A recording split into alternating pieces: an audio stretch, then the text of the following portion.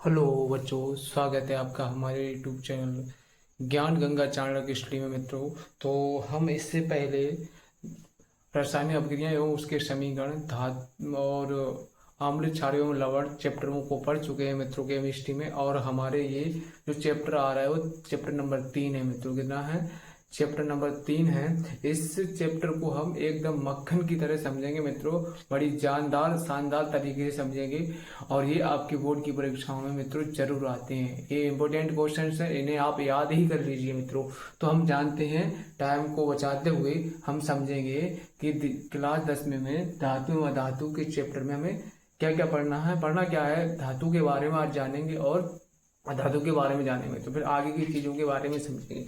तो सबसे पहले जानते हैं मित्रों कि हमारे पास में जो तत्वों की संख्या है, अभी तक ज्ञात तत्वों की संख्या है वो 118 तत्व हैं। कितने हैं मित्रों?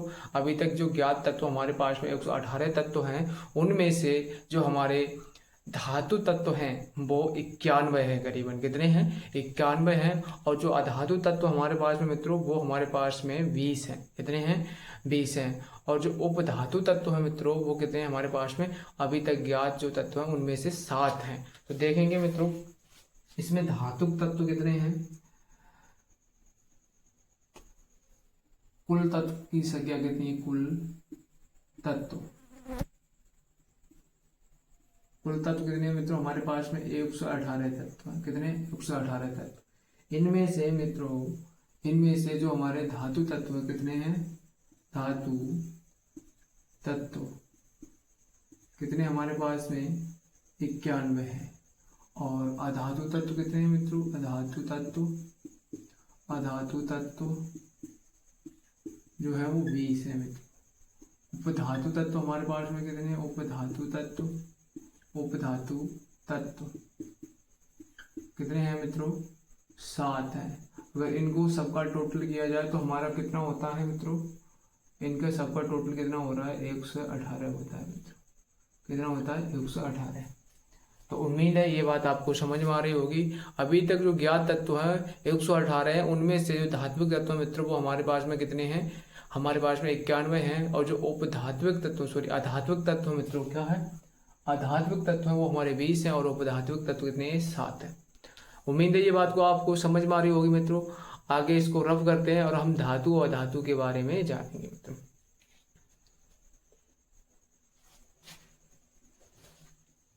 इसे रफ कर दे रहे हैं मित्रों।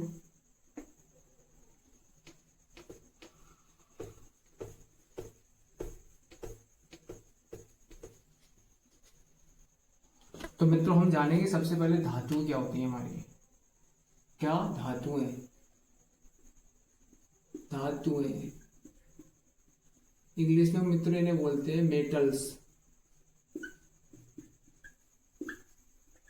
मेटल्स क्या बोलते हैं? मेटल्स बोलते हैं मित्रों। धातुएं क्या होती हैं? धातुएं क्या होती है मित्रों, धातुओं के बारे में जानेंगे हम। तो धातु मित्रों वे पदार्थ होते हैं, धातुएं वे पदार्थ होते हैं जिनमें चमक पाई जाती है। क्या पाई जाती है मित्रों? चमक पाई जाती है। धातुएं वे पदार्थ होते हैं जिनमें चमक पाई जाती है। धातुएं वे पदार्थ होते हैं जिनमें आघात वर्धनीयता का गुण पाया जाता है। धातुओं में क्या है मित्रों? तार मतलब धातुओं को लंबे तार के रूप में खींचा जा सकता है। धातुएं एकदम टूटती नहीं है मित्रों, क्या लंबे तार के रूप में खींच जाती हैं। बताते हैं 1 कैरेट सोने से आपको 2 मीटर लंबा तार आप खींच सकते हैं मित्रों। क्या कर सकते हैं? 2 मीटर लंबा तार खींच सकते हैं। और दूसरे शब्दों में बोलो तो धातु वे पदार्थ हैं जो इलेक्ट्रॉन त्यागने की प्रवृत्ति रखते हैं। क्या करते हैं? इलेक्ट्रॉन त्यागते हैं। धातुएं क्या करती हैं? इलेक्ट्रॉन त्यागती हैं। इलेक्ट्रॉन त्यागने के बाद में क्या धनात्मक बनाने की प्रवृत्ति रखती हैं मित्रों। क्या कहलाती है? हमारी धातुएं कहलाती हैं। उम्मीद है तो आपको समझ में आ रही होंगी चीजें। तो अब यहाँ पर हम परिभाषा लिखते हैं मित्रों। क्या है परिभाषा?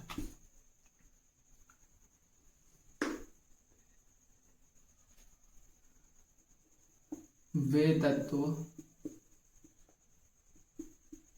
जिनमें चमक वे तत्व जिनमें चमक वे तत्व जिनमें चमक तन्यता वे तत्व जिनमें चमक तन्यता आघात वर्धनीयता आघात वर्धनीयता वर्धनीयता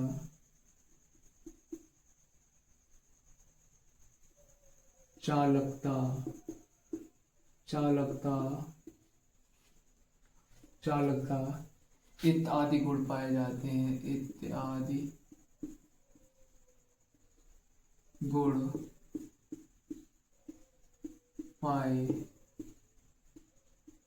जाते हैं। क्या लिखा मित्रों? वे तत्व जिनमें चमक तन्यता आघात वर्धनीयता चालकता इत्यादि गुण पाए जाते हैं क्या कहलाती हैं? धातुएं कहलाती हैं। क्या कहलाती हैं? धातुएं कहलाती हैं। कहलाती हैं। क्या कहलाती है मित्रों? धातुएं कहलाती हैं। मित्रों दूसरे शब्दों में अगर यदि हम कहें तो एक धातु की परिभाषा हो सकती है वे तत्व जो इलेक्ट्रॉन त्याग कर धनायन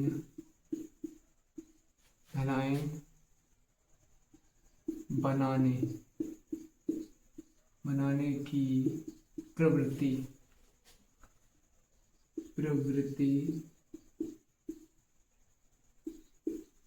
रखते हैं। क्या रखते हैं? प्रवृत्ति रखते हैं। क्या लिखा? वे तत्व जो इलेक्ट्रॉन त्याग कर धनायन बनाने की प्रवृत्ति रखते हैं क्या कहलाते हैं? धातुएं कहलाती हैं। क्या कहलाती हैं? धातुएं कहलाती हैं। मित्रों आपने परिभाषा समझ ली होगी। तो परिभाषा क्या है? वे तत्व जिनमें चमक चालकता आघात वर्धनीयता और चमकता इत्यादि गुण पाए जाते हैं क्या कहलाती है? हमारी धातु कहलाती है। या वे पदार्थ या वे तत्व जो इलेक्ट्रॉन त्याग कर धनायन बनाने की प्रवृत्ति रखते हैं क्या कहलाती है? हमारी धातुएं कहलाती हैं। धातुओं के उदाहरण क्या है मित्रों? जैसे उदाहरण है जैसे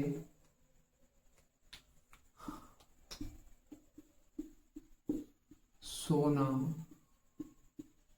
चांदी तावा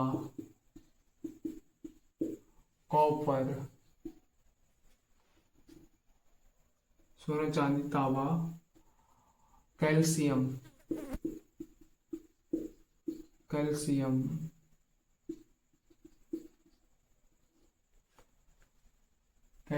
के बाद में मतलब क्या? सोडियम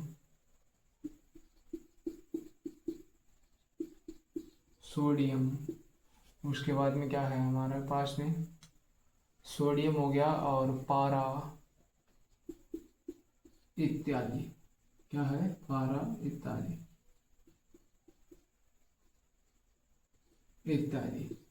तो मित्रों आपको उम्मीद है कि समझ में आ रहे होंगे क्वेश्चन क्या है।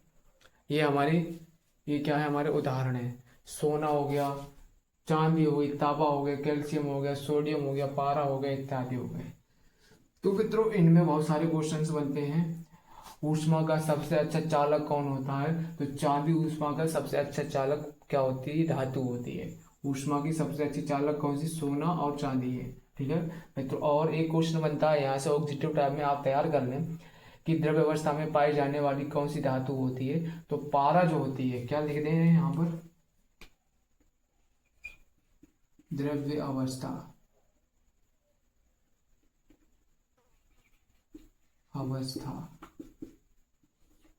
में पाई जाने वाली धातु कौन सी होती है? धातु कौन सी होती है मित्रों? पारा होती है। पारा क्या होती है मित्रों? कमरे के ताप पर भी क्या पिघलने लगती है? पारा। एक और धातु होती है मित्रों, क्या होती है? जिसको चाकू से काटा जा सकता है।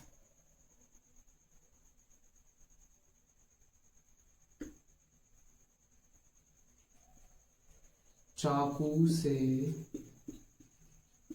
काटने वाली, चाकू से कटने वाली, काटने वाली धातु क्या होती है हमारी? होती है सोडियम। क्या होती है मित्रों? सोडियम। सोडियम को क्या कर सकते हैं हम? सोडियम होती है हमारे पास में सोडियम। तो उम्मीद है मित्रों कि आपको धातु की परिभाषा समझ में आई होगी। कुछ हमारी धातुएं ऐसी होती हैं जो क्या है, द्रव्य अवस्था में पाई जाती हैं। कुछ धातुएं ऐसी होती हैं जो ठोस अवस्था में पाई जाती हैं मित्रों। और कुछ धातु ऐसी होती हैं जिन्हें हम चाकू के द्वारा काट सकते हैं। तो यहाँ तक आप स्क्रीनशॉट लें, फिर इसके बाद में हम अधातुओं के बारे में मित्रों पढ़ रहे होंगे। तो स्क्रीनशॉट ले सकते हैं आप इसका।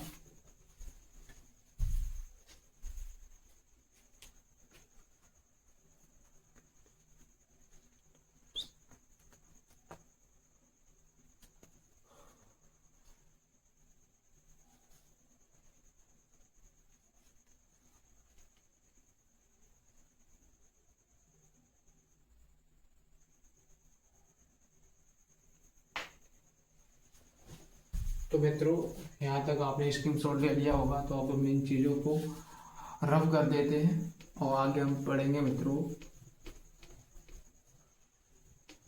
किसके बारे में? अधातु के बारे में। किसके बारे में पढ़ेंगे मित्रों? अधातु के बारे में। तो अधातु क्या हो जाएंगी हमारी? यहाँ पर अधातु लगा लेंगे हेडिंग।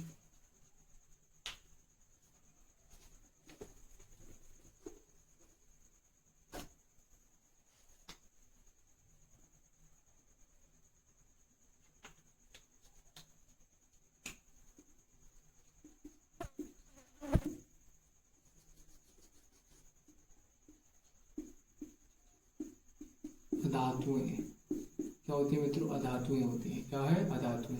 इन्हें इंग्लिश में क्या बोलेंगे? Non metals. क्या बोलेंगे? Non metals. Non metals. तो ये क्या होती है मित्रों? ये जो होती है मित्रों धातुओं के विपरीत इनमें गुण पाए जाते हैं। क्या होता है? इनमें धातुओं के विपरीत गुण पाए जाते हैं और ये भी द्रव्य अवस्था, ठोस अवस्था और गैस अवस्था में पाई जाती है मित्रों। जैसे इनमें क्या होता है? वे तत्व जिनमें चमक, तन्यता, आघात, वरीयता, चालकता इत्यादि गुण नहीं पाए जाते हैं। क्या हो जाएगा मित्रों यहाँ पर? इत्यादि गुण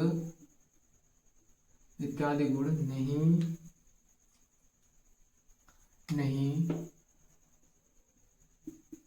पाए जाते हैं। क्या है? पाए जाते हैं। क्या कहलाती हैं? हमारी अधातुएं कहलाती हैं। क्या कहलाती हैं? अधातुएं। अधातुएं कहलाती हैं। वे तत्व जो इलेक्ट्रॉन त्याग कर धनायन बनाने की प्रवृत्ति रखते हैं। यहाँ पर क्या होगा? वे तत्व जो इलेक्ट्रॉन ग्रहण करके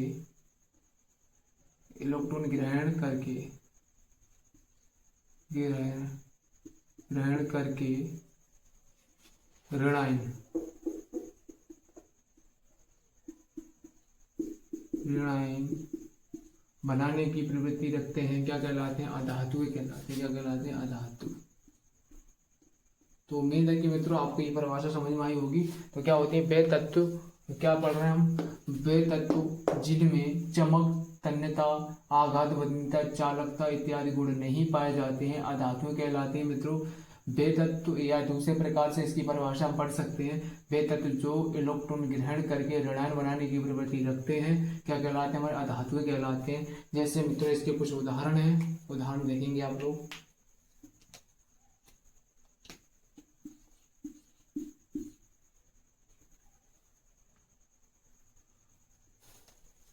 जैसे इसके मित्रों उदाहरण है कुछ।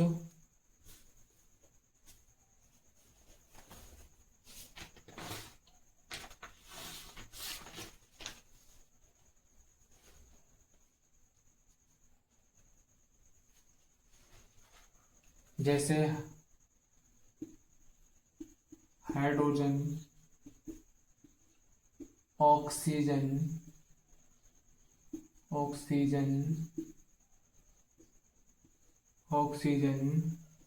आयोडीन,